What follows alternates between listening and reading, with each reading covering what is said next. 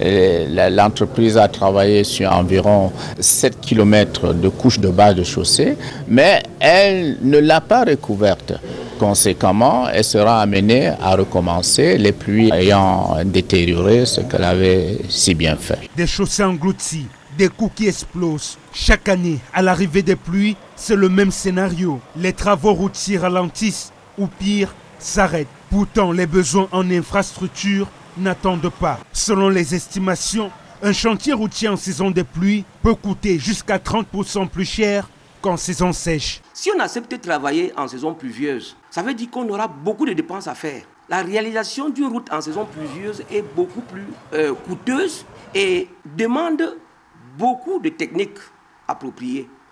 Et connaissant nos entreprises aujourd'hui et connaissant comment les marchés sont passés au Cameroun, l'enrobé doit avoir une homogénéité accrue.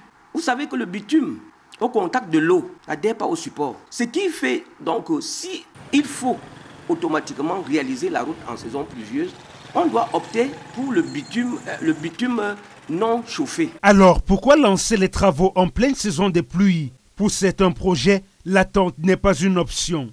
Pour d'autres, le calendrier électoral ou la pression des bailleurs de fonds impose des rythmes intenables.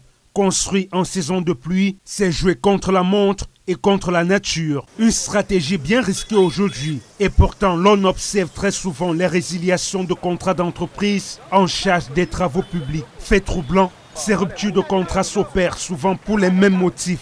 Retard injustifié, voire abandon pur et simple des chantiers. Mais pour l'expert en pont et chaussée Charles Mancho, la responsabilité ne saurait incomber uniquement aux entreprises mises en cause. Dernièrement, vous avez suivi monsieur le ministre qui parlait, il était sur la route Bafan-Konjok. Il a relevé que les eaux de pluie ont entraîné plusieurs parties de l'ouvrage. Et il a encore dit, bien après, que le projet doit encore être repensé. Qu'est-ce que ça veut dire? Est-ce que le ministre a été mal informé? Est-ce que le ministre a été mal conseillé? Comme s'il n'y avait pas d'ingénieur au Cameroun pour pouvoir conseiller monsieur le ministre. Des responsables techniques rencontrés ont préféré s'exprimer hors caméra. Ils pointent du doigt l'administration centrale. Selon eux, celle-ci ferait peu de cas de propositions concrètes émanant du terrain, freinant ainsi l'exécution efficace des projets. Et lorsque l'on s'attaque sur le cas spécifique du Carrefour Musique dans le 4e arrondissement de Douala, d'autres facteurs viennent s'ajouter à la complexité de la situation. Outre les aléas climatiques, notamment les fortes précipitations,